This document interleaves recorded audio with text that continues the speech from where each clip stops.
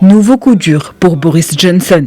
Pour la deuxième fois cette semaine, les députés britanniques ont dit non à la tenue d'élections législatives anticipées. Les défaites s'enchaînent pour le Premier ministre britannique, mais malgré la série des revers accumulés pendant toute la semaine au Parlement, le locataire du 10 Downing Street reste inflexible. Pour lui, hors de question de reporter la date du Brexit prévue pour le 31 octobre. No matter how many devices this Parliament invents to tie my hands, Peu importe le nombre d'instruments que ce Parlement inventera pour me lier les mains, je ferai tout mon possible pour obtenir un accord dans l'intérêt national.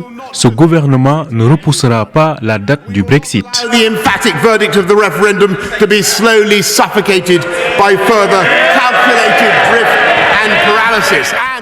Cette semaine, la loi contre une sortie sans accord a été approuvée, un texte qui oblige le Premier ministre britannique à demander un report à l'Union européenne en cas de no deal d'ici le 19 octobre. La seule chose que le Premier ministre n'a pas indiqué, c'est qu'il est obligé d'obéir aux lois de ce pays. Il ne reconnaît pas et n'accepte pas les résultats des 3 votes qui ont eu lieu ici devant ce Parlement, alors que c'est lui qui les a demandés.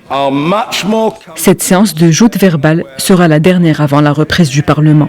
En effet, malgré l'opposition des députés, la décision du Premier ministre de suspendre le Parlement pour 5 semaines est entrée en vigueur ce mardi matin.